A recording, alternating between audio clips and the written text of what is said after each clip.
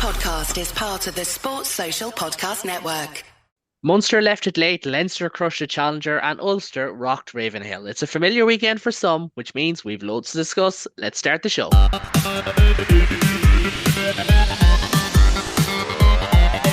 Welcome to the Interpro Show.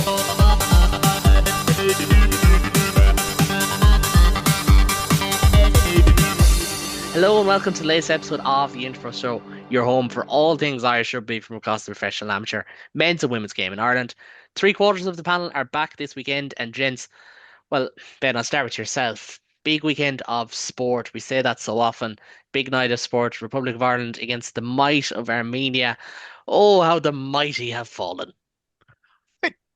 We were so close on Saturday. In a weekend of not quite heartbreak, but a weekend of disappointment and stress. To come that close to beating Portugal, almost topped it off completely. I'm sure Connacht fans would have rather watched that than what they actually ended up watching. I again apologise for anyone watching on YouTube if I keep looking this way, because we're currently playing and it's 0-0 and it's not going great. But hello, nice to see you both, guys. It's great to have you on. And Adam, I suppose, as our United Rugby Rewind correspondent, we may as well ask you about the URC action this weekend. I think it was a very familiar sense across the board. It wasn't just the provinces. Like Glasgow won, Stormers won, Sharks and Bulls both lost, yes, to Irish teams, but they came up north and decided prefer the Qatar Airways food than being up here. So a lot of very familiar factors.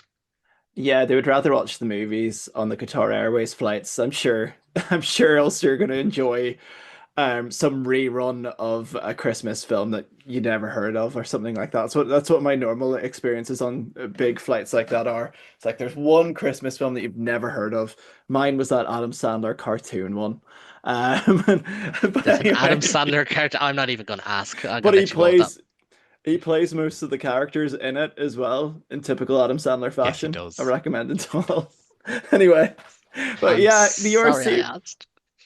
URC was a bit of a weird one. I didn't particularly enjoy it as much as I did the first two opening rounds, but it's that classic, the URC has to fix itself somewhere, and it's fixed itself this week. So it's like balance has been restored. Yeah, well, it always comes back around full circle, doesn't it? And we will start up at the Affidea Stadium, as I should call it, not Ravenhill, where Ulster crushed last year's finalist Bulls 28-7, led by, and I've not been this man's biggest fan over the last 5 years, but a masterclass from Nathan Doak at 9. Adam, there's an Ireland squad to be announced tomorrow. We'll talk about that tomorrow night. We'll have 2 shows this week. But geez, if Nathan Doak didn't put up his hand, he put up both of them. I'm so impressed by Nathan Doak. I think I messaged you going, he's Ginger Pinar. I don't want to shoot the gun, but he was absolutely incredible.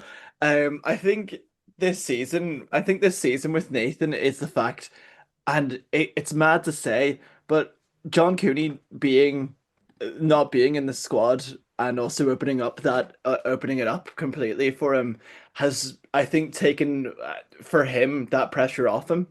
I wasn't exactly his biggest sort of, not fan. I always thought he was a very good player, but I think there was more to it. I think at the start of the season, I was like, this is the season that Nathan needs to step on. This is the one that he needs to be in Ireland squad, needs to be pushing. And at the minute, he's doing that, and I feel like he's exceeding it. His ruck speed has improved so much. I think his all-round general play is it's made everything look so much nicer, so much more slick. I don't know if it's Mark Sexton's influence on him that's already setting in. I feel like there's a Mark Sexton feel to the whole attack at the minute. If we have like an offload stat, I'm sure the offloads would be off the charts as well. I'm getting there. There's a lot of offloads in there actually. It just like we're Ulster Rugby and we don't like rucks. Every single Ulster says rucks. Ulster says no to rucks. But yeah, I feel like this is such and our defense was superb. Willie Falloon is working wonders as well. I think he's sort of the forgotten one in the shuffle.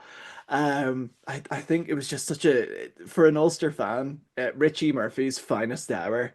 Finest game, finest result in general. I think it was just really nice to see Ulster being not back yet, we've been here before, but playing in such a nice way, and Augustus as well, pound for pound signing, one of those signings that we thought, do we need a back row? Oh, we needed one that runs into boys at 100 miles per hour and just absolutely never backs down from it. So yeah, it was a nice game. It was a lovely wee game that.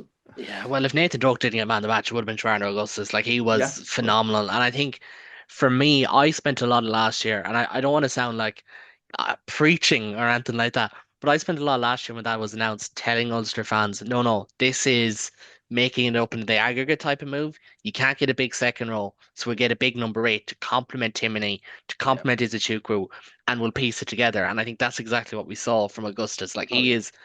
he is all energy, he is speed, he is power. Yeah. I actually think from an Irish perspective, you look at someone like a Brian Gleeson, that's who you want him to be in 5 years' time, Yeah. is Joanna Augustus. I think Augustus is meant to step up. I wouldn't be surprised if he's South African number eight soon, because Oh they yeah. seem to have a bit of a hole at number eight. A bit of an animal may He's disagree. I know they're big Evan Roos fans, or at least one of them is a big Evan Roos fan. But Ben, for Richie Murphy to get this win, probably his biggest win. I know they bet Leinster at home in his first season, but this had defeat written all over it. Like it really did. Like the Bulls had looked good in the first 2 weeks. Ulster had their week off, yeah, but like there's all that. And then it was Doak played well. And Henderson tackled everything. And Henderson. Izuchukwu Yeah. was excellent. And his injury, like I really feel for the lad because in my opinion, he's been the best, half lock, we'll say. Well, Tyke Byrne's technically a half lock. Apart from Tyke Byrne, he's been the best half lock in Irish rugby for the last 2 seasons, and Yes. everything clicked and everything worked and Stockton at 15 looked good. And you just for a minute remind yourself this Ulster 15 is good enough to win 9 games. Yes, they're going to have depth issues when injuries come, but this Ulster 15, 17 players is very good and can win enough games. Exactly. It felt like one of those, I don't like to think statement wins, the cliche, but how many teams in URC are going to be behind at half time, behind the 50-minute mark against the Bulls, home or away, and just fall away? Munster in that situation, unfortunately, don't win that game. I don't think Connacht win that game. Leinster might push it back. But for Ulster's big players stand up, and again, I've said this all season, my Nathan Doak stocks have never been higher. He is genuinely one of the best nines in this country. From the moment he stood in Thomond Park and said, was it stick the fields up your arse into the terrace when he got a conversion during I've COVID? He I've is no recollection of this. it was in the West Terrace. You wouldn't have ever been there. He nailed a touchline conversion and just turned, did the shush to the crowd and said, stick the fields up your arse. And it was just an excellent. He's just so good. Augustus, as you said, was fantastic. Isachuku, amazing. Sam Crean, scrummaging. I know he had a tough day out, but he genuinely looked excellent. Yeah. I know you've questioned Ulster's depth, but it's not bad. McKee isn't No. bad to come in. On Raffle, very good, and it comes in. Jake Flannery, if he gets a run, can very well do a job at 10. I'd like to see him at 12 if that was even an option from Ulster. Big, big win. They'll go down to South Africa. They'll fear absolutely no one. Like, why would you fear the Sharks? Why would you fear the Lions? If you can get full strength down there, Ulster in a really nice position, and they'll have Edinburgh probably during Six Nations, realistically. Yeah. Again, they're Yeah. probably Well, going to if win. it's not announced now, it won't be November. I think it's fair to say. Yeah. And like for all the, Richie Murphy criticisms that us and many other podcasts have had, he's built a lovely little team. They're playing really nice rugby. And that pack is going to bully everyone that comes in their way. Like they're in a position where they don't need Ian Henderson. As good as he was, Yeah. they have replacements for him. He can go to Irish camp. Isachuku getting injured, absolute balls. We all hope it's not that long out. But you can't ask for much more for an Ulster POV. They've done everything you could ask from now. Could No, you that's it. And like players who continually step up, and I'm thinking Nick Timoney, Stuart McCluskey here, were not necessarily the players we're talking about, which is important as well, because I think with Ulster and with Munster, you get into such a repetitive cycle of Casey slash Timoney, drag them over the line, etc., etc. What are you truly learning? This game, and Ben, you said it before we hit record, championship minutes. Ulster like really kicked on. I know the first try wasn't, anything spectacular. The last try just up on this one screen here this for one anyone on YouTube. McCann does excellently. Izuchuku runs it in. I know he gets hurt in the process then afterwards, which is really unfortunate, but it's just one of those results that you're happy with. And I know, like, I struggle to see how where Ulster get their win down in South Africa, just because it is so tricky.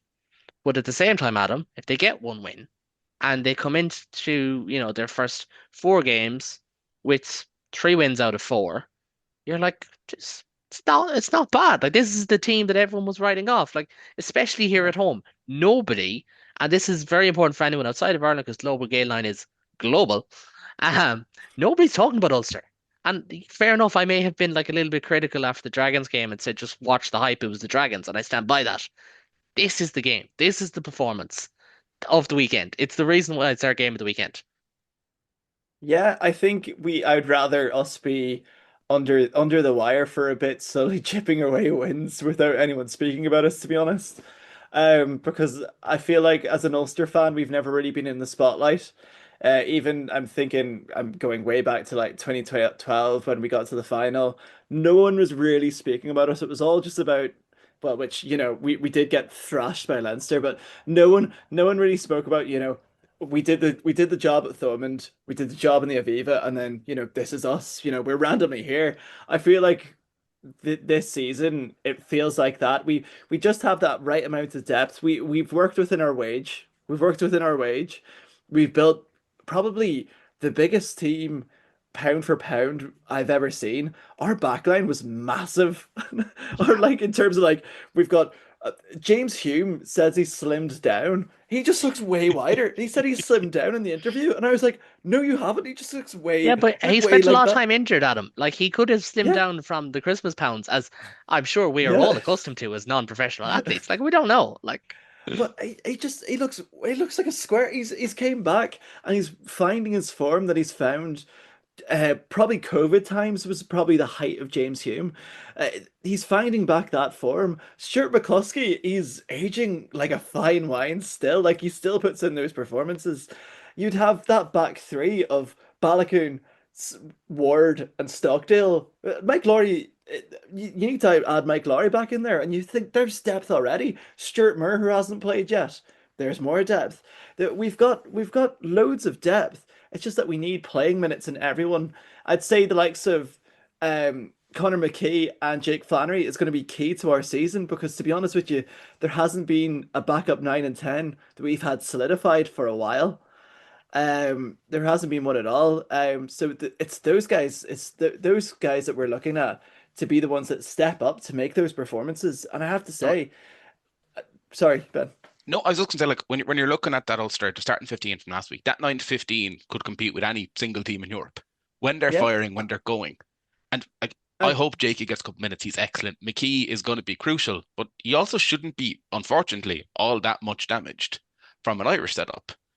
It's like if yeah, Ulster can keep that yeah, 9 to 15 rolling continuously, I know there's yeah. injuries will come here and there, but the plays you're making from 12, 13, 14, 15 with a 9, 10 that are controlling the game better than anyone else in this league, certainly from an Yeah. Irish POV, stunning. Oh, I have to say, Jack Murphy he's a slick operator as well. Like, with how good Doak is getting, I'd say that Jack Murphy is also reaping that reward. He like we showed one of the tries there. The crossfield kick was spot on to McCann. And we have like Jack Murphy is only 21, 22 maybe. He's younger than me, which Yeah. is mad, but his stock as well is going to rise this season. And I think with the whole Big Ten debate, which we're going to get into tomorrow, they're going to have Jack Murphy there scheming. He's going to be scheming in some ways. If he has a big season this season as well, uh, the only way is up for people like him and Doak. And we're making such a nice wee 9 and 10 combo. It's lovely, which we've struggled with before. We've struggled with that in the last couple of seasons. Yes, we've had John Cooney and Billy Burns, but it's one of those moments that we played more off John Cooney. Whereas now I feel like we're much more comfortable playing off 10, playing off 9. Just depends on who we have outside, whether it be Postlethwaite or McCloskey. It will work. On paper, it should work. Yeah, no, and it should. And I think you'd be very happy with Ulster's prospects as of right now, heading into the rest of the season. This is one of their biggest home games all year, and they got a full 5 points. Take that for Yeah. what it is. I do look at the next 2 weeks and I wonder how it's going to go. We'll see, especially if injuries start to kick in. If they lose a couple, they're almost guaranteed to lose someone to Ireland squad unless they say, don't bother flying to Chicago. You'll reintegrate with the squad in time for Japan. Yeah. That's a whole messy thing. I don't agree with the fact that the Ireland squad go into camp before round 5 of the URC. Personally, that's just my own opinion. Might get into that a little bit tomorrow. Like you would hope, because it's the more winnable South African tour, that Ulster are given that breath to have go down Possibly. here full strength. You don't need to go to Chicago. Get like 2 weeks time, fine, but they have a good chance of beating the Lions. Sharks is a different ball game. We all know that. But you'd hope to God Murchie can make the point that look at how we're doing. Let me Mm, keep this squad and I'll release them all when we get back. You can have yeah, all 15 if you want when we get back. It's fine. yeah, No yeah. American's gonna know Don't. Tom O'Toole, even though They he was they might. phenomenal. Although Yeah, Tom yeah, O'Toole but maybe on the outskirts looking in for that squad, but I do want to move on. We'll kind of go in reverse order tonight in terms of the storylines. And I think for all that was said about Connacht in round one and how good they were, and I think Connacht had the benefit of the old cliche, got better without playing. After round two, where people were like, "Oh, it's the Connacht in a great position." This was a little bit of a dull performance. They were not at their best at all. 14-8 loss at the hands of Cardiff. Ben, as our resident Cardiff supporter, by virtue of the fact you don't know one who's seen them live this year, I'll let you start off on this one. Like, this was a game that was 14-3 in the closing stages. Connacht got late, tried to get the bonus point, which is good. 100%. That is very important. Yeah. But this is not the Connacht you want to see. Like, the whole point about Lancaster was you want to be a consistent team, not great one week, not great the next. No, like for all, and I'm glad you brought it up because for all the credit we gave Lancaster in terms of preseason, in terms of game one, I know fine they didn't have game two and it fell onto this. This game is exactly the negative Stuart Lancaster. That if we don't get the ball, if we can't impose ourselves physically, it's kind of what we saw at Racing. They really struggle. Cardiff, as we saw against Munster, are a nasty old team when they get the ball. They're big, they're mean, they don't give it up easily. And if they get a sniff, they'll go wide. And Bowen is having a season of his life. He's Yeah. from anywhere between the 10 and the 22. He's running, he's scoring. Connacht looked, I don't like criticizing a province here, but they looked really poor. They looked devoid of ideas for a good 70 minutes of this game. I know. And when they got the ball, they did, and they got a lovely try to get the bonus point at the end of it. But Cardiff at times made a really awful game look easy. They kept the ball, they transitioned through it. They did not fancy with it, cool. But Cardiff had no answer for a little bit of power, a little bit, or Connacht had no answer for a little bit of power, a little bit of speed. It was everything that we worried, and I know we said it week one that Connacht traditionally have an excellent performance in Interpro and then would play Cardiff or Scarlets and do this. They just looked out of ideas, and Lancaster, he'll turn it around, I've no doubt, but this can't be how you perform against a team who don't give you the ball, because URC teams won't give you the ball at all. Yeah, that's the thing. And like you mentioned Tom Bowen there, that was his try up on screen. Really, really well taken. A little bit of an acrobatic finish, which, the old lads in the shed wouldn't be too happy with that. I But loved it. I loved every bit of it. no, it was a great score. So it's what you want to see. But like, I think just from a Conor perspective, you mentioned a very good point there. Lancaster ball is based on the kicking game. It is based on counter transition rugby, what we do when we get it back. I think it's important to remember that when he was at Leinster, they squeeze more penalties, more unforced errors out of teams than anyone else. Connacht probably won't be able to do that. So it's interesting to see what tweaks he makes. And I think going all energy on the defensive line, what we saw against Benetton was better. Didn't really see that as much this time around. Granted, Cardiff, you have to respect them a little bit more because they're so dangerous when they get to width. But Adam, and I don't want to dwell on, oh, geez, Connacht are not what we said they were too much either, because it is only their second game. But it's just that deflating sense of, oh yeah, we still have to put up with Connacht being a little bit inconsistent before the consistency finally hits. I think this is going to be my hot take of the week. I think it's a little bit unfair because most of that game wasn't played. There was like 20 minutes of absolute nonsense with the TMO, and then the worst broken leg I've ever seen. And the fact that it was absolutely like, and they replayed it as well. I had Ulster on one side, Connacht Cardiff on the other, and I looked around and I saw it, and then they showed a replay of it. And I hope the Cardiff second row is okay, but his leg went like that, Ah, and stop. they, Yeah, and then it what was nasty. happened? It was really And then bad. what happened was, at 20 minutes of not knowing what's happened, he was off the pitch, and then they had to go back into like passing drills, and then after that, then we had a TMO break because the TMO wasn't The available, the and headpiece failed or something, wasn't it? The yeah, whole the, yeah, there was like 25 minutes that were it was just a S yeah, storm. it was just a grey area. And I think for any professional player, and I think Cardiff also struggled with it as well, to be honest with you. But then Cardiff intercepted the ball in like the 74th minute when Connacht were sort of knocking at the door. And that sort of killed the game dead. But it was such a dud game. It on paper it should have been the game of the weekend, but the TMO being broken and the fact that we used to have a league where, sorry, there's fireworks behind me. There's the Cardiff fans, if you could hear that. But we had a situation, and I think it was the Pro 12 where Nigel Owen's TMO went, and I was reminded of this in the United Rugby Rewind where he just had a phone and he just rang the TMO. Why Down in couldn't have that Cork. happened? Yeah, why couldn't have Yeah. that happened? Do you know, like that should happen in those situations, but no, we need to hear the TMO on the TV. We can't hear it in the stadiums, but we need to hear it on the TV. And yeah, I think it just sort of it really dampened it. At one point, bearing in mind that the games kicked off at the same time, um, Ulster were like 56 minutes ahead, whilst Connacht only played 43. They kicked off at the Yep. same time. It was so stop starting, and I've never seen so many what was it, passing drills in my life. And you would have thought that the hands would have been better, but the hands on both sides were dreadful.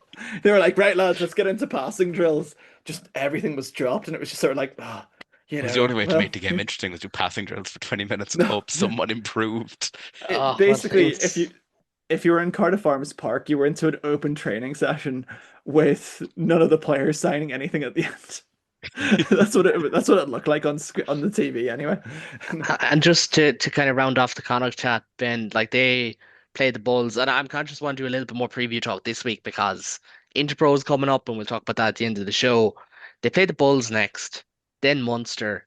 Like they don't fear going to Thomond Park. They shouldn't fear any South African side coming to the Dexcom in Galway. No. But you're just wondering how much does Lancaster want to chop and change things? How much rotation? He is going to be without Bundyaki, Finlay Beale, and Mac Hansen at least for that trip to Thomond, and that makes that challenge even more difficult. I think they had something similar in 2022. Was it just after the November window, I think, when both sides played, and only not all the internationals were fully back. They'd only just come back in on like Tuesday, and it was very stodgy. What's the But, aim now but for Connacht that's for the the next two like weeks? we said Ulster, Ulster also missed their game and it's fine, but Connacht could have really done with that middle game. Like they rotated their pack Mhm. heavily for the Cardiff game to get lads minutes who I presume would have all played against Scarlets, and then you're fully tested going into Bulls, going into Rome, going into those two huge games that they have.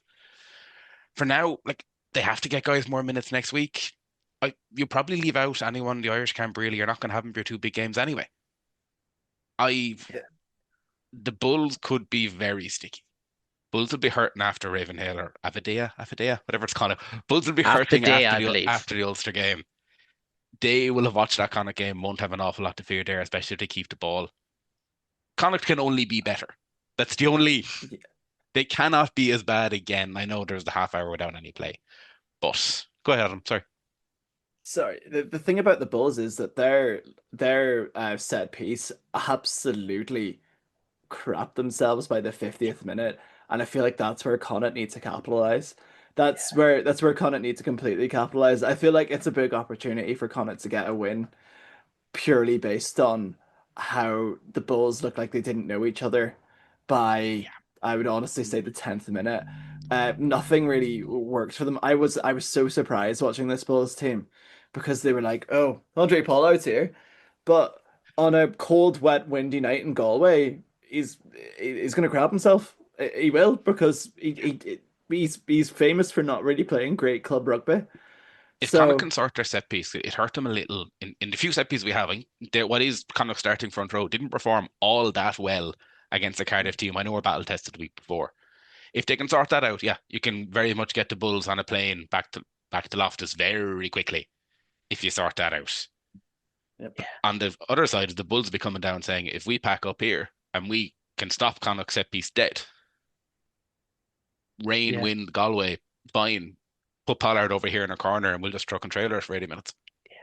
I think that's the fear because Connacht just don't have the size that the Bulls have when you look at the two sides. And yeah, sure you can talk about Pollard, and I agree he hasn't been the best club player, but he's still levels above any Yeah. other 10 in Connacht, in probably in Ireland, if we're being entirely honest, in terms of when he plays for the box anyways, maybe not for his club. But I do think it's really interesting to see how Connacht go, because we did say at the start of this whole thing, Connacht judged them after 6 games. They're 1 from 1 now. One of those games is gone, so it's going to be 5 when we hit the end of November and they get into Challenge Cup. There's a very good chance that they head into the November break 1-3. There's a very good chance they end up 3-1 as well. Don't get me wrong. It's a very good chance they end up 1-3, and then you're like, oh, and the air's out of the balloon. But we will get on to Leinster and Munster, who of course Connacht play in a few weeks a little bit later. But first, just a reminder to subscribe to get all the latest Global Game Line podcasts, including United Rugby Rewind, including A Bit of an Animal, the Women's Rugby Treehouse, etc., etc. And a big thank you to our now 1,000 subscribers. Hopefully, there is more to come as well. Massive um, a massive thank you has to be said to the Women's Rugby Treehouse for helping that during Yes. Rugby World Cup, of course. And if you can share this show with one friend or leave a comment, it makes a huge bit of difference. And maybe for the week that's in it, send it to someone who's going to Croke Park. How about that? If you know someone who's going to Croke Park the weekend, send it to them. Uh, And there, we'll see how it goes. How many tickets have been sold? How big is the scope I'm are we not getting talking into seat watch. I'm not trying to do that. here? I was actually going to say, please keep the comments coming because we do look at them. We respond to an awful lot of them. Myself Yeah, and too Adam's many. been responding to a few. So if you quite on send me recently, I, I got a nice censor comment the other day. Yeah, like, that's rare. if your comments From are given you. out to us, it's fine. Give out to us. We don't mind. We represent 4 provinces and we're used to a bit of slagging. So come on, give us your worst, Yeah, please. we're all big men, maybe not physically, but to Maybe not get your to worst. get a little AIL chat as we always do in the halfway stage of these shows. There was no women's action. That is back next week. But in 1A of the men's league, St. Mary's remained top after a 34-17 win over Belvo at Templeville Road, while Ulster Academy winger Ethan Graham scored 6 tries for Ballynahinch as they crush UCD. Insert Tommy Bow meme here. Insane. 6 tries. I don't know how he did it. In Division 1B, Old Wesley moved top. There it is from Adam, the Tommy Bow meme. Old Wesley moved top as they edged past UCC at Energy Park, while Instonians were finally beaten, this time by Gary Owen. Huge result for them. Might talk about that with yourself, Ben. 2AC's Barnhall and Dungannon remained top of that division, while Galwegians moved clear of Sligo, UL Bows and Malone. All 4 sides all unbeaten in Division 2B, but the former are 15 from 15, while in 2C, Thomond recorded another dry bonus point win. Excuse me. This time over Munster rivals Dolphin to remain top. And Ben, I think, yes, Ethan Graham, 6 tries, unbelievable. We could get into that for hours, but none of us seen the game. We'll take the word that he's unbelievable performance, John Loma levels. But Instonians against Gary Owen is probably the one closest to your own particular heart, because it's only over the road from you. Big result for Gary Owen. I know they had a lot of academy players, the likes of like Haddon, Klein, Fox, guys like that, all involved. Tom Wood was on the bench, etc. Huge win because the Estonians have looked like a machine who won't be stopped for large passages of the last like It 5 was an years. excellent result for Gary Owen. I don't think anyone really saw it coming except for people within Gary Owen themselves. They were saying midweek they were going up targeting a win. They were confident they'd be able to get one. They genuinely were excellent. Can I also say I know we're not talking about all that much about Inch, but it made me feel a lot better about the Cookies result from 2 weeks ago, seeing them running 6 tries on Saturday. Gary Owen are an interesting one because they've got a lot of Munster Academy lads out there. They've gone under the radar an awful lot this season. I think that under the radar is going to stop now. They have a week off. Week off probably won't do them any real good. but also they've laid down a marker now for anyone else to come and say, right, you want to come down to Doyle, down you come, see what you can do. Also, It's big a weekend this weekend in women's AIL. Just Bose Belvo stands out hugely. yeah, massively. I know we didn't mention women as of yet, but just again, the men's is off, so it gives the women a chance to properly stand out this weekend. Yeah, and it's important noting that the men's are off this weekend, but there is a interprovincial championships taking place. Leinster take on Munster in Old Belvedere. Firstly, 12 o'clock on Saturday. I think you'll see a lot of those Gary Owen players, the UCC players, etc., involved in that one. Be interested to see what Leinster do as well, because they'll probably have some guys who've played the last 2 to 3 games involved for You them. presume a lot of Tarf lads as well will be involved with that Yeah, Leinster squad. absolutely. Maybe even a Mary's player or two. Wisniewski potentially Just has a been doing couple. really well. Up at Turn Europe, potentially himself and Casper Gabriel both line out there. But Yeah. we'll get onto all that maybe next week if we get a chance, because we'll only have 3 games. But to Lansdowne Road next, where Leinster bounced back and hammered the Sharks to make them look, well, like a much smaller fish. I think it's fair to say. Adam, I'll start with yourself. Like, we expected Leinster to win this game. We all said Leinster would win. I think we all would have said Leinster with a bonus point. The Sharks just continually flatter to deceive, but Leinster off the board. It is their first win. They deserve plaudits. Absolutely none that should be taken away from them. Yeah, I think Leinster played a very good game. I think they could only play what was in front of them. There was not much in front of them, to be perfectly honest. There was all the tries were really well timed. I think on the weekend I pointed out the Van der Fleer try was a very really incredibly well timed run by him. However, the prop did that. He did that, and he sort of fell, and it was one of those that I was like, oh, Van der Fleer had a really good game. They had 3 Lions back. They had Furlong, Van der Fleer, and Lowe, and it was one of those that any team would really welcome Van der Fleer. This is what I mean. Van der Fleer had a really sort of positive game. I thought Gunn had a pretty decent game as well. But as we say, this Sharks team was very, very like deceptively weak. They had a couple of their Springboks back, like this try right here. Um, any other, I'd argue it was a very well timed kick by James Lowe, but any other team I would say would have that covered by a fullback. But yeah, plaudits to Leinster. I think everyone was expecting this. Everyone was expecting. Oh yes, Lion Jamie Osborne. Forgot about that. Um, it's gonna be a lot of me going. Oh yeah, Thomas Clarkson, Gus McCarthy. Was he a Lion? Anyway, but You yeah, should pick out the non-Lions. yeah, pick out the Lions. Was no, anyway. But yeah, it was one of those that this was the try, very well timed, very easy to spot the gap, but that was such a weak defensive setup from the Sharks. Um, but yeah, it was a very good game. I thought Harry Byrne played quite well. Is all the hype around a 10 that's played against a weak team plaudits? I'm not sure. Um, are we going to be talking about 10s for the rest of November? Probably. So I'm going to keep the 10 chat to a minimum and talk about how well Josh Van der Fleer played. There we go. Yeah, well, you can never have too much praise for what is literally the smiliest man in all of Ireland in Josh Van der Yeah. Fleer. And credit to him, he was excellent. Harry Byrne got man of the match, Fintan Gunn getting a lot of praise, as he said. I would not be surprised if both of those lads are in the Ireland squad tomorrow. I would equally not be surprised if neither of them are. It's just that kind of like, yeah, you could see them squeeze in on the whole like hashtag cohesion thing, but at the same time, has it just been just one game? And we'll wait and see. I think that's the big thing with Leinster. This is just one game, but they're still going to win about 14 more games that look like this season, aren't they? Like when you include Europe as well. We've seen it time and time again. They'll steamroll most teams in Europe. Like they've got Quins at home, for example, in the Aviva. Will they put 50 on them again? Probably. Probably will. Probably. Do you know they'll probably hammer whatever South African team comes north. I think it's going to be they'll definitely hammer the Lions. If they have a full strength team, they'll dispatch. I do believe they'll dispatch a Munster next week. I think the bookies have it about 15. I think it'll be a little bit less personally, but I think they'll dispatch them. And that's the thing. But like this particular game, with this particular team, very rarely see.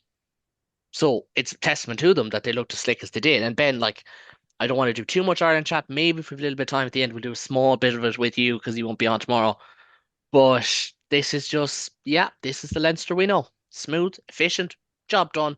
On to next week. It was cohesive Leinster. It was exactly what they needed to do at home in the Aviva against a Sharks team who on paper are very good, but as we've seen time and time and time again, the Sharks on paper are not the Sharks we see. They're more like Dolphins when they start actually playing. We mentioned Miami Van der Dolphins Fleer. would also be fitting in this particular instance. Miami Dolphins would also be very fitting, exactly. The Hollywood We bet mentioned Van Miami der Fleer. I Dolphins. would just like to say Soraka, and he was at 6. He was unlucky not to get that try. Was it the first 10 minutes when he made a breakthrough and finished it, but it was pulled back. Also, nice Munster-born man, just to point out for anyone. Soraka Is is he? excellent, but he's Irish, born in Cork. Yeah. Oh, learn something new every day. Clontarf, Belvo, Leinster, like bleeds blue at this point, but the best of them usually do come from down here. Just to if here and Wicklow in South Africa, the two of them are where their best back row players come from. Just to point that out. No, Wait, look, Leinster are very good. You can't. We're not going to have tin chat, but Byrne was very, very good. As much as I don't like to say it, he was genuinely excellent. James Lowe, very good. Fintan Gunn, you might miss out, but can't ask for any more from a player, especially a player up against Hendrickse. And up against as experienced a 9 as he was, really looked way above his age. Yeah. And that's one of the issues for the Sharks. Their halfbacks can be the Gattuso meme of sometimes maybe good, sometimes, they don't look their age a lot of the time in the derogatory sense. They can play with such a flakiness. And that might be something we get onto with Munster in a minute as well. But like, take the win, take the 5 points. It's on to Croke Park next up. And I do think Leinster will win that game. And then you're into, and I'm literally hopping on the fly here to try and see what their next 2 games after that is. I have a fair idea. Come on, laptop. This is the joys of it. Most importantly for Leinster, it has for the majority of people gotten off the cobwebs of what was a pretty poor South African tour. They've done exactly what they needed to do. Unfortunately, from Munster POV, they've got the cobwebs off right at the correct moment for Leinster. It's a performance you can build. I don't think Cullen will be looking at saying we're back or anything like that. I'm not sure who you have after Munster. I'm sure you'll have it in a moment. It's Zebra at home, Dragons away either side of November. Yeah, so look, that's even Leinster's 4th string team. That's probably 2 bonus points wins. Unfortunately, I love Zebra, but that's 2 bonus point wins you would expect. And this is the thing as well, because like we will get into this in mid season with Leinster that you're like, oh look, they're great, but can't hold them to account. I think the biggest disservice that gets done to Leinster in the media in Ireland is you kind of get this sense of, geez, weren't they excellent? Weren't they excellent? It's like, yeah, they were very, very good. But ultimately, like Toulouse, you can only really judge them at the end of the season. It's not like Connacht, it's not like Ulster, not like Leinster. And I look at Leinster's next few games, and I'm going to spit these all out at you. Zebra at home, they'll win. Dragons away, they'll win. Harlequins at home, they'll win. Leicester away, I think it'll be tough, but I think they'll win. Ulster at home, they'll win. Munster away is probably their next tricky game. If Munster have everyone fit, they haven't had that at Christmas for a long, long time. Connacht at home, they'll win. La Rochelle at home, based on La Rochelle at the moment, they'll win. Bayonne away is tricky, but I still think they'll win. Bayonne could be out of Europe at that stage, round 4. Connacht away, banana skin. It's between 6 nations in Europe. Edinburgh at home, they'll win. Cardiff at home, they'll win. Glasgow away. And that brings you up to, that's the weekend after the 6 nations. So like you are in that stance where you're like, bar Interpros, it's Glasgow is the next team who are probably going to take points off Leinster. Could be wrong. That's the exact point we made in our preview, is that we said this to David, where are you going to drop points? After South Africa, which is going to be tricky, where are you next going to lose? I think we said Ulster, Ravenhill, Glasgow, maybe European semi-final. Yeah, and I stand by it. 100% stand by it. Like I don't think I was on that show actually. Now that I think of it, but no, you were traitoring. I was traitoring that day. Yeah. I was a traitor to yourselves. Hey, that's so bad. But I'd like that's the thing, and I think the next few weeks of Leinster talk, if you do feel like we disrespect them, it's really just that. It's just they will just steamroll this part of the season like they always do, and if they don't, we'll raise the red flags. But I don't think it'll be an issue. But we disrespect Leinster tomorrow. Tomorrow's when we disrespect Leinster. Well, you won't Um, be on. It'll be David, because per rules of Irish rugby quotas, we have to have a Leinster man to talk about the Ireland squad. Yeah. Insert joke here. That is a joke.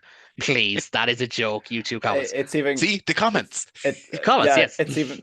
it's even the point that my mum's from Dublin, so I'm technically half Leinster. But if we're going on that, my granddad's English, so it's really confusing. I've got a So really you are our confusing. Autumn Nation series expert, I essentially. am the Autumn Nation series expert, which is Good. Big fan of a pint of quilter, I can assume. But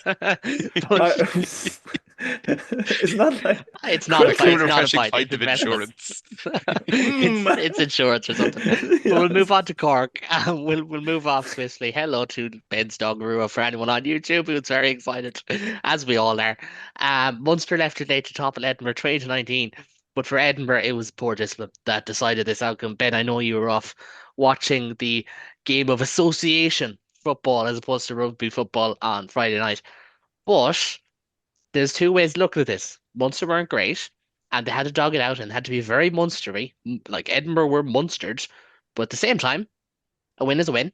We said if Munster got 3 wins in their first three, they'd be very happy. They have that. So, bit of both. And that's exactly it. If you had told me when we did all our previews, we'd be going into Croke Park 3 wins out of 3, undefeated and playing okay rugby, I'd have bit your hand off for it. Was Friday night great? No, it wasn't. But again, it was a win. We fronted up. Michael Milne was excellent. Edinburgh, unfortunately, I think beat themselves in times of that game. They're indisciplined, as it always seems to be when they play Munster. Kind of went off a cliff. Now, they weren't lifting posts this time to try and stop us scoring. Not that you hold a grudge or anything against not Marius that I hold Matreo, a I think grudge. was referee that night. Not that I hold a grudge for wet and windy nights in Cork or anything like that. No. Every game should be in Limerick. But no, look, we were we were good. We did exactly what we needed to do. Patterson looked good at 9. If we assume he's going to start the weekend, it was a nice rolling in for him when he did come in, and we started. Patterson looked very good. JJ was fine. JJ, he did what we expect JJ to do. He'll be disappointed with his game after tea. Again, controlled the game relatively well. I would like to have more criticism of it. I don't think we can read a lot into a game where we scored majority of our points when the opposition down to 14 and 13. Kept them out for large periods of the game. Yes, we were sloppy. Yes, we need to be better on Saturday. But again, this is the fourth choice game of the week for a reason. It wasn't great. It's a win. We take it. We move on. Yeah, no, and that's it. Like, and I was trying to get clips here, but TG Carr, I have a load of clips on. I can't keep scrolling. There isn't many clips of positive from that game. It's fine. Yeah, no, there isn't. But there was a couple of good scores, and it just kind of, like you mentioned, players who came on. We have to mention Edward Adogbo and his How could I return, forget Adogbo? and how incredible he was. Brian Gleeson as well made an impact off the bench. Tony Butler had that crucial sidestep. Tom Farrell was a man reborn in the second half, and I think what impressed me from Munster was we're so used to talking about Tom Farrell winning them games. Seen that loads of times. Ravenhill last year being the prime example. He was unstoppable. Adam will remember that one. But Adogbo won them this game. Butler won them this game. Do you know Calvin Nash in the second half when Finney Wychley kept going? Brian Gleeson, that huge carry. That's what Leighton McMillan is asking for. When he's on about raising their floor, that's what he's on about. There's one Adogbo carry which you might be able to find a clip of, where it takes 3 Edinburgh players to even get him to stop his momentum, let alone get him to the ground. He's the kind of player we have been calling out for. We know the players there. We know what Adogbo is. We know what kind of player he is. We've been calling to get him fit for how many months now? If that's what he does just back in a cameo, let's see what he can do if he starts for an hour on Saturday. Let's see what he can do against less big opposition. Very, very soon for that, though, surely. I know he looked ready. He looked very ready. And the comments we had from Leamy yesterday kind of indicate we're looking to bring him in. Now, whether they are or not, I'm not sure. I would love if they do. I don't want to risk him in a game that usually gets down to niggle and there's a couple of injuries out of either. But Adogbo carrying into that Leinster pack, I need it. I need it so much. I mean, I completely understand that. I'm a huge Edmund Adogbo fan, and I'm trying to get this clip here. But and he played in a plastic pitch, which I didn't think they'd let him do. Yeah, no, he did. Do you know what? Grass in Croke Park, happy days. No, that's important as well. It should be said, but like it's great to have him back. I don't see him playing this weekend. I don't see him playing starting this weekend. I think it'll be Byrne and Ahern or Byrne and Klein with Ahern at 6, something like that.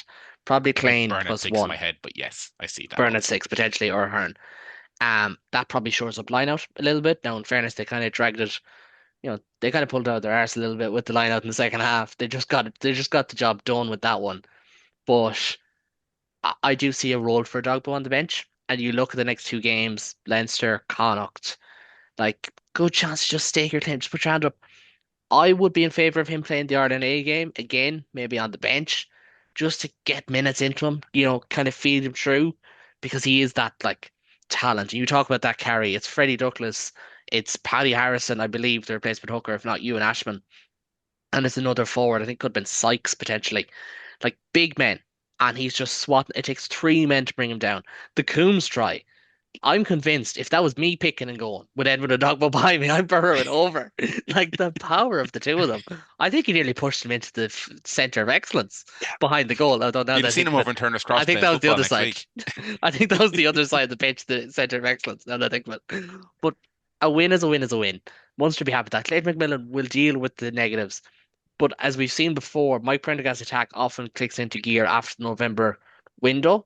So I think if they can get out of here with 4 wins from 5 and maybe a point out of Croke Park, maybe 2 points out of Croke Park, maybe a win out of Croke Park, they're in dreamland. The But I most think if they can important get out of thing, here, we're going into Croker not desolate. We're not going yeah, in looking down the table to try and find Munster. We've won 3 games.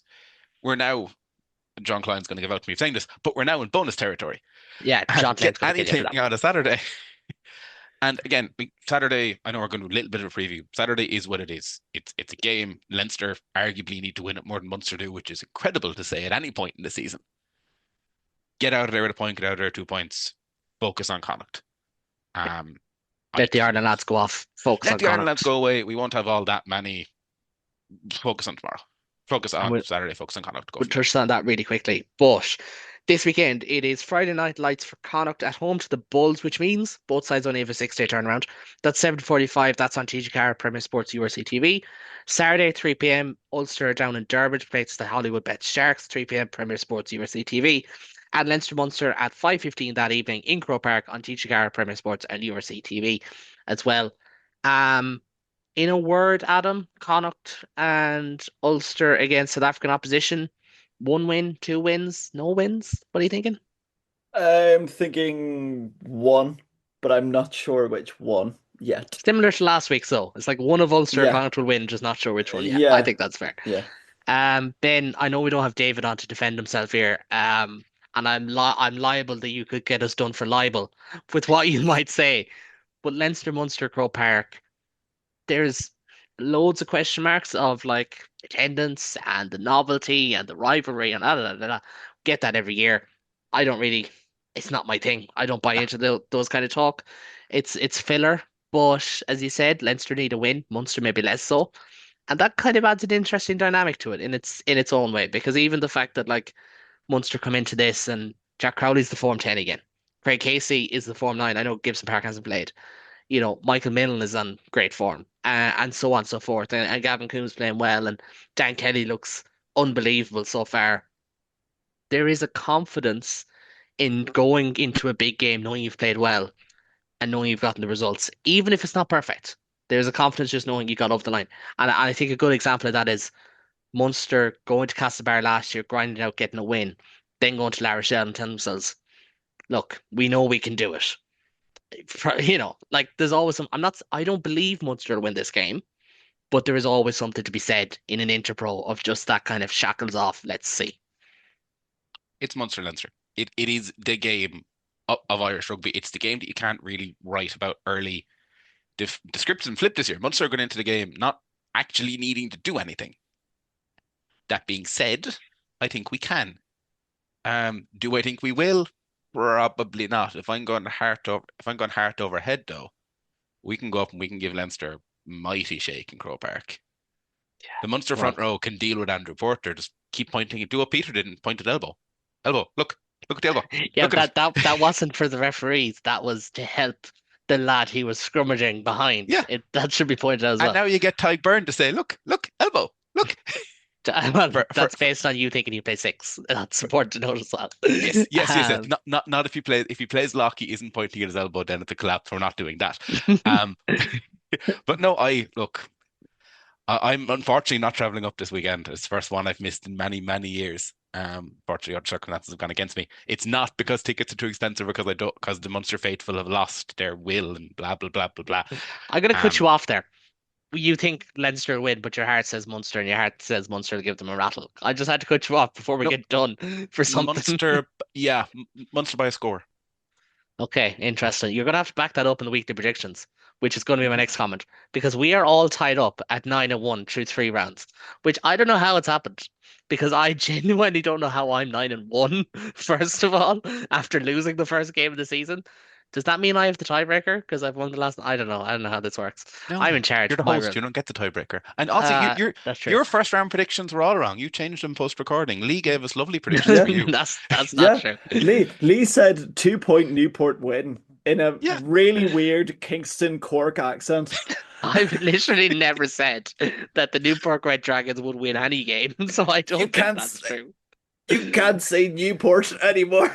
Adam, Yeah, you're exactly. You didn't say the Newport Gwent Dragons would win. You said the Dragons would win, which is a much more Dragons would accurate win. description. Oh, Yeah. Lord above. And I then- should have muted yeah. your mics there because I need to move on just really quickly, lads. Adam, in one word, who's going to win on Saturday? Munster or Leinster?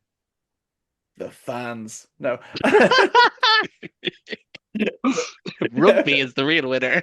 Rugby. The referee.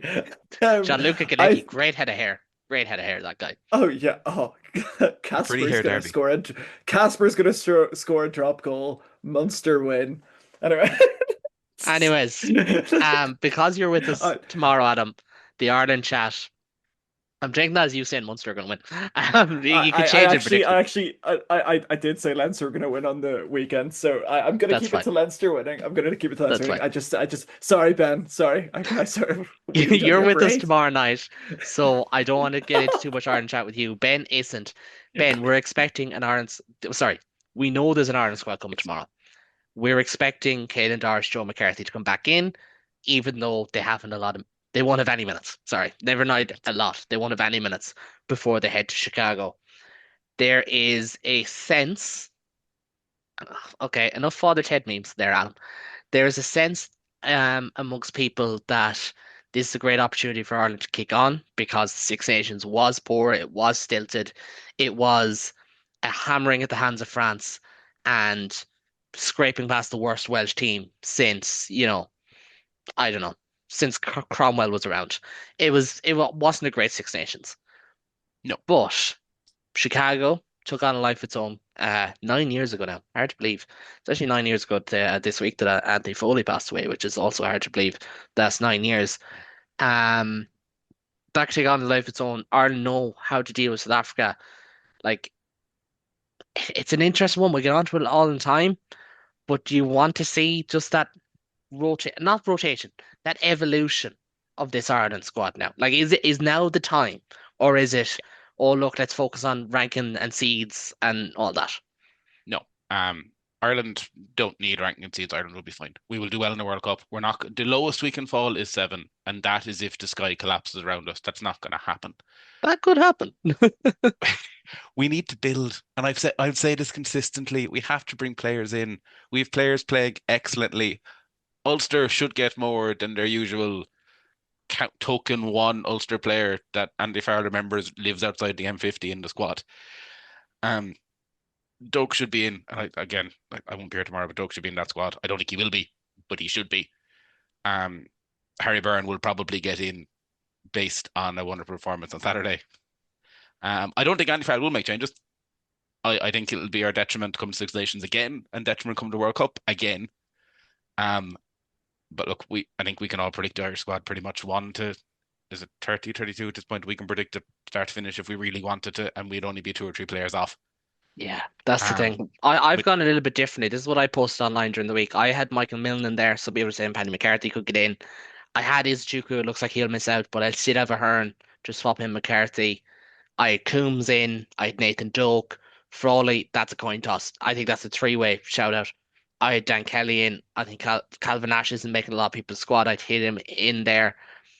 Ben, if you were to choose one back and one forward that you want to see in this Ireland squad, who would it be? It would have been Cormac Izuchukwu, but look, that's clearly gone now. Tom Ahern should be in. His performances consistently have deserved him being in that squad. Nathan Doak should be the third choice 9. Zero to bet in my head. It should be Nathan Doak. I don't know about Kieran Frawley. I don't think his games. I don't think he'll pick Dan Kelly. I don't. The argument against Dan Kelly probably hasn't done enough in Ireland to justify getting into the squad yet. I don't agree with it, but that is the argument that will be made, that he hasn't done enough physically on the island of Ireland to get into the squad. That's a great point, because we've seen plenty of players with less than 5 URC games getting into Ireland squads before. Now, when I say plenty, I don't mean loads. I mean like young players, young talents. Dan Kelly's won a Premiership. He's played Champions Cup rugby. He's played for England. He knows this game. But he's never driven up to M7. Well, I assume at this stage he has, to be fair, because I'm sure he's not always going south.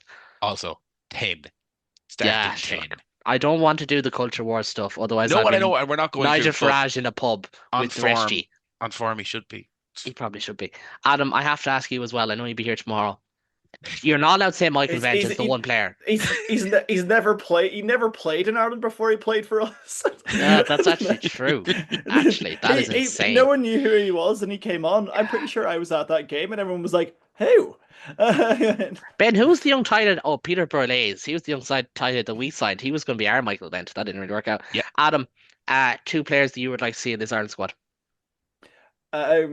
Zach Ward, and I'd quite like to see. A forward that I would like to see. I would like to see. I'm going to say an Ulster man that always never gets his flowers. David McCann. I don't disagree with that. I think there's a lot of Yeah. talented back rowers, but I wouldn't be against David McCann getting in there, because he's playing well. He's always looked all right for Ulster. Even on a bad day, he's always looked all right. I'm going to stick with Dan Kelly and Nathan Doak. They're my 2 guys. They're my ride or die. My ride or die has been Cormac Izuchukwu for the last while. Hasn't really gone well. I've also had like Alex Tindella should be in Ireland squads. Hasn't really gone well. Gavin Coote should be in Ireland squads. Just take that as a word of advice. It's probably not going to happen for those 2 guys, but if it does, I'll be chuffed for them. But gentlemen, we'll leave it for tonight. As I said, we'll be back tomorrow with that recap. We'll try and keep it short and sweet, but it's us. We probably won't. Ben won't be here. He'll be replaced by David. All will be right in the world. Possibly, I don't know. Maybe Andy Farrell names 45 players with 10 caps between them. I don't know. Adam, you'll be back as well to discuss it all. If you'd like to see you here, make sure to smash those like, subscribe buttons. Make sure to tell us, give us your Ireland squad predictions. If you're getting here to this pod before 4 o'clock on Wednesday afternoon, give us your predictions. Who would you like to see in there? Hit that bell icon if you want to be notified when our show drops tomorrow night as well. And if you have any questions or thoughts, you can get us on Twitter or that comment section, as I mentioned. But from me, from the lads, until next time, it's long and full.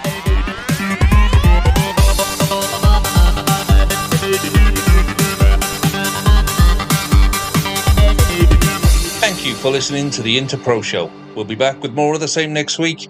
And if you've got time, give us a like and a rate on social media and a subscribe on YouTube. All the best.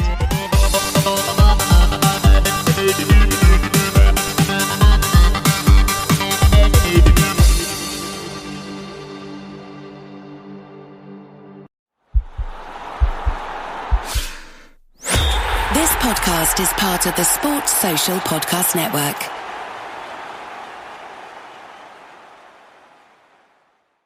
With so many options, why choose Arizona State University? For me, the only online option was ASU because of the quality. Their faculty was really involved with their students and care about your personal journey. The dedication to my personal development from my professors, that's been extremely valuable to me.